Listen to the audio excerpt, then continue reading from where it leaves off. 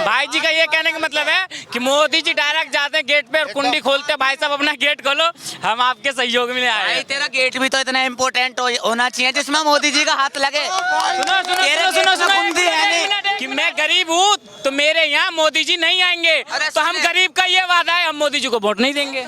बड़ी मजबूरी है, फॉर्म भरता है और फॉर्म भरने के बाद फिर रोड पे फॉर्म भरता है, फॉर्म भरने के बाद वो बस में धक्के खाता हुआ जाता है और धक्का खाने के बाद फिर वो ट्रेन में धक्के खाएगा, स्टेशन पे सोएगा एग्जाम देने से पहले। लेकिन बाद में क्या होगा उसके साथ पता है आपको? वही पेपर लीक होगा, वही पेपर लीक होगा। हमारी गरीबी और मजदूरी का मजाक उड़ाया जाता है। ये क्या चीज है? हम ये कहना चाहते हैं बस, और कुछ नहीं कहना चाहते हम। मेरा दिल भैया, मेरे कहने का मतलब इतना है कि हम तो सिर्फ, हमारी उम्र तो ये चुनाव और राजनीति देखते देखते निकल रही है। कब महंगाई जाएगी और कब होगा ये हमें पता ही नहीं है कब जाएगी, क्योंकि हम भैया 30 के हो लिए, अभी 40 के 50 के हो लेंगे और बात ये चलती रहेंगी लाखों कितने कहाँ तक चलेंगी। मेरे कहने का मतलब इतना है कि एजुकेशन सिस्टम को बदलने के लिए कोई ऐसा प्रोसीजर आया है जिससे गरीब लोगों को सहूलियत मिल सके? बताइए, आया है ऐसा? दूसरी बात ये होती है कि यहाँ पे हम लोग जितने भी ये जात बोलते हैं, ये सारे गरीब लोग सिर्फ 400 रुपये 500 की मजदूरी करने वाले हैं। ये कोई ऐसा नहीं है कि ये चुनाव लड़ेंगे। ये सुबह आते हैं और शाम को जाते हैं, अपना फिर भी समय अपने आधा घंटा आपको देते हैं, ये 30 मिनट देते हैं। क्यों? क्योंकि शायद कोई ऐसा मुद्दा मिल जाए कि गरीबों को सहूलियत मिल जाए। आपको पता है, एक गरीब माँ बाप अपने बच्चे को कम से कम 2 वक्त की रोटी खिलाता है और कहने का मतलब ये है कि जैसे तैसे करके अपनी पढ़ाई पूरी करवाता है। और वही बच्चा बड़ी मजबूरी में फॉर्म भरता है और फॉर्म भरने के बाद फिर रोड पे फॉर्म भरता है, फॉर्म भरने के बाद वो बस में धक्के खाता हुआ जाता है और धक्का खाने के बाद फिर वो ट्रेन में धक्के खाएगा, स्टेशन पे सोएगा एग्जाम देने से पहले। लेकिन बाद में क्या होगा उसके साथ पता है आपको? वही पेपर, उसके बाद फिर क्या होगा पता है आपको? फिर ये होगा, वही पेपर लीक होगा, वही पेपर लीक होगा और लीक होने के बाद एजुकेशन सिस्टम की बाट लग जाएगी। और उसके बाद क्या होगा आपको पता है? बात ये आ जाएगी कि कहते हैं कि एक तरफ तो कहती सरकार कि नौजवानों को जॉब देंगे, नौकरी देंगे, लेकिन हमारी गरीबी और मजदूरी का मजाक उड़ाया जाता है। ये क्या चीज है? हम ये कहना चाहते हैं बस, और कुछ नहीं कहना चाहते हम। मेरा दिल में ये बात लगती है, लेकिन बात ये है कि अब वहाँ तक पहुँचे कैसे, समझ में नहीं आ रहा। एक रास्ता अगर मिल जाए ना तो इंसान निकल जाता है, लेकिन वो रास्ता ही नहीं मिल रहा है। बस हम उन मुद्दों में अटके हुए हैं, करें तो करें क्या, करें तो करें क्या। और दूसरी बात ये आती है, मीडिया वाले दुनिया भर के सवाल ऐसे पूछते हैं कि गरीब आदमी ये सोच में पड़ जाता है कि मैं कहूँ क्या। उस सरकार के द्वारा दी गई कम से कम 60% ऐसी स्कीम है जो हम तक नहीं पहुँचती, गरीबों तक पहुँचती नहीं है, जबकि वो गरीबों के लिए खोली गई है। ऐसा है कि नहीं है? बताइए मुझे, ऐसा है या नहीं है? तो वो चीज़ मैं कहना चाहता हूँ कि कम से कम सबसे बड़ी बात यह है कि एजुकेशन सिस्टम को बदला जाए, महंगाई कम की जाए ताकि गरीब को सहूलियत मिल सके। चलिए भैया, हाँ। आप इतनी बात कर रहे हैं, देखिए आपकी आंखों में गुस्सा भी है और आंसू भी है। तो मैं ये बताऊं आपको मैम कि गुस्से की बात नहीं है, दिल पे लगती है। हम क्या है, हम तो आज आपने बोला बोलने के क्या नाम है सर आपका? अंकित सक्सेना। अंकित जी, सवाल ये आता है, जब सरकार दावे करती है और बातें करती है कि हमें विश्व गुरु बनना है, हमें विकसित देश बन जाए 25 सालों के भीतर, युवाओं को अगर बेकार कर देंगे, रोजगार नहीं देंगे, तो फिर कैसे देश की नैया पार हो कोई सकती ना कोई तो सिस्टम ऐसा बनाया होगा, वो सिस्टम गरीबों तक पहुंच ही नहीं रहा। अगर वो सिस्टम पहुंच जाए ना, कि सिस्टम बनाया क्या है इन्होंने, तो हो सकता है गरीबों को वो सहूलियत मिल जाए। वो पहुंच ही नहीं रहा है। देखो, ये काम या तो जनता खुद करेगी, हम सब मिलकर करेंगे, या फिर मीडिया करेगी।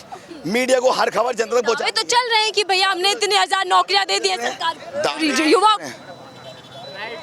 गलत बोला मैंने? अरे हम तो लोगों में कितना दम है, कितनी सच्चाई मोदी सरकार। देखिए, सच्चाई तो खैर हम बता दें आपको, मैं तो हर बार जब मैं मीडिया में देखता हूँ ना तो सब सच्चाई ही लगती है, क्योंकि मोदी से पर्सनली नहीं मिला मैं। जो देखा टीवी में देखा, वो टीवी का चैनल भी आपका ही है। गलत कह रहा हूँ तो बताओ, मेरी गलती नहीं है इसमें। दिक्कत ये है, सब टीवी पे दिन भर बस मोदी जी चलते हैं। देखो, मोदी जी की बात नहीं है, खबरें सारी आती हैं, लेकिन गरीब तो ये ढूंढता है कि मुझे सहूलियत मिल जाए, कहीं से कोई मुद्दा निकल जाए, पर मुद्दा तो मिलता ही नहीं है। क्यों? क्योंकि मीडिया वाले कुछ मुद्दों को दबा देते हैं और वहाँ हम फंस जाते हैं।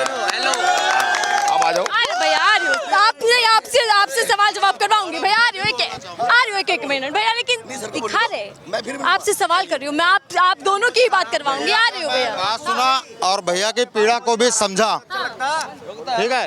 भैया की पीड़ा को भी समझा। भैया रुकिएगा, बात करनी बात। अब आप इतने बड़े बड़े मुद्दे उठा रहे हैं, बेरोजगारी की बात कर रहे हैं, तो सवाल जवाब बनते हैं। अंकित जी, हर सवाल का जवाब मैं बेरोजगारी को लेकर अक्सर शो करती हूँ। भैया इधर आइएगा। अंकित जी आपसे बात, आ रही हो आप? आ रही हो सर, आपके आ रही हो सर। अंकित जी, मैं हमेशा बेरोजगारी को लेकर सवाल करती रहती हूँ, जनता के बीच जाती हूँ। बात करेंगे नहीं? बात करेंगे नहीं? चलो करो, बोलिए। हाँ बोलिए। मैं अक्सर लोगों के बीच जाती हूँ, जनता से मिलती हूँ, बेरोजगारी महंगाई पर सवाल पूछती हूँ। जनता कह रही है, कुछ जनता मुझे ऐसी भी मिलती है जो कहती है कि भैया कहाँ है बेरोजगारी, कहाँ है महंगाई, और कुछ आप जैसे युवा भी मिलते हैं जो भावुक हो जाते हैं। आखिर 9 साल बीत गए, सरकार युवाओं पे ध्यान क्यों नहीं दे रही? युवा क्या वोटर नहीं है, या देश का शक्ति नहीं है। अब इस पे अगर कहो तो मैं बोल दूं आपको। अरे आपसे भी जवाब दूंगी, पहले अंकित जी से जवाब दो। देखिए जी। आपने ये बात जो बोली है कि युवा 9 साल से बेरोजगार है, जो चीज भी है मैं आपसे पूछ रही हूँ कि सरकार 9 साल से ध्यान क्यों नहीं दे पा रही? वो ध्यान सरकार दे रही है, मैं आपको बता रहा हूँ ना, ध्यान सरकार दे रही है, लेकिन युवा कहीं ना कहीं भटके हुए हैं। और वो भटकने का कारण क्या है, वो मुद्दा नहीं मिल पा रहा है। बने सरकार ध्यान दे रही, भाई बने सरकार गरीब कुछ तो कर गरीब रही तो होगी। रहेगा ही, तो यार, गरीब तो क्या रहेगा। एक एक करके बात करें। गरीब तो गरीब, देखो एक मिनट। हाँ हाँ बोल भैया, मैं समझ गया, आप बोलो। इनके सामने लगा के खड़े हो, रुक जाओ। बोला भैया तमीज से बात करेंगे, तमीज से बात करेंगे। देखिए आप तमीज से बात करेंगे तो मेरे शो पर रह सकते हैं, अदरवाइज आप जा सकते हैं। आप देखिए, बेरोजगारी महंगाई मुद्दा है या नहीं, और चुनावों में ये मुद्दा उठेगा या नहीं? कोई मुद्दा नहीं है, कोई बेरोजगारी नहीं है। मैं कह रहा हूँ कोई बेरोजगारी नहीं है। अब अगर बेरोजगारी का रोना मैं रोऊं, मैं 50,000 सैलरी लेता हूँ, 50,000 सैलरी लेता हूँ, और 6 बार BSF, असम राइफल, ITBP सारा मैं क्वालिफाई किया हूँ, मेरे पास रखा हुआ प्रमाण। किसी में 1 नंबर से रुक गया, किसी में 2 नंबर से रुक गया, तो मैं क्या बोलूँ, मैं बेरोजगार हूँ? खाली सरकारी नौकरी रोजगार है, सरकारी नौकरी रोजगार नहीं है। और जो बात भैया बोले गरीब का ना, अगर कोई प्रधानमंत्री कोई सिस्टम अगर देखा है तो गरीब को यही एक सरकार है जो डायरेक्ट गरीब के पास दे रही है, कोई दलाल बिचौलिया नहीं है। इसके पहलों की सरकार की जो हिस्ट्री निकाली जाएगी ना, देखते हैं तो जो पढ़ा लिखा जवान होगा ना, उसका जो है दिमाग खराब हो जाता है। सारे देश को बर्बाद करने वाला कांग्रेस है, पूरे देश को इन्होंने भाई ने रोजगार या तमाम जो योजनाएं सीधा गरीबों तक पहुंच रही है। अभी इन भाई ने क्या बोला, डायरेक्ट जो है इन सरकार में डायरेक्ट पब्लिक के पास आती है। भाई जी का ये कहने का मतलब है कि मोदी जी डायरेक्ट जाते हैं गेट पे और कुंडी खोलते हैं, भाई साहब अपना गेट खोलो, हम आपके सहयोग में आए। भाई तेरा गेट भी तो इतना इम्पोर्टेंट होना चाहिए जिसमें मोदी जी का हाथ लगे। सुनो तेरे सुनो सुनो गेट में कुंडी है नहीं।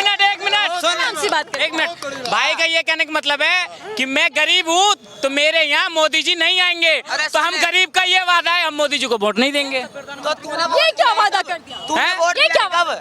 हाँ मैंने बोल दिया, जब भाई गरीबों की सरकार है मोदी सरकार। नहीं, अभी भाई ने क्या बोला, भाई उस हिसाब से तुम्हारा गेट भी तो होना चाहिए, जब मोदी जी आए तो हम भैया गरीब है, तो हमारे यहाँ तो मोदी जी आएंगे नहीं, तो हम गरीब आदमी उन्हें वोट ही नहीं देंगे। तो अरे उधर और एक है, पहली बात तो ये कि इन्हीं के घर जाने के लिए टाइम है, इतने करोड़ लोग रखे हैं, सबके यहाँ जाते रहेंगे, उन पर और फिर तुम मुद्दा उठाओगे। जवाब दिया जो इन्होंने बोला कि डायरेक्ट मुद्दा उठा डायरेक्ट जितने गरीब मोदी जी है ना, उतना गरीब हर किसी को होना चाहिए।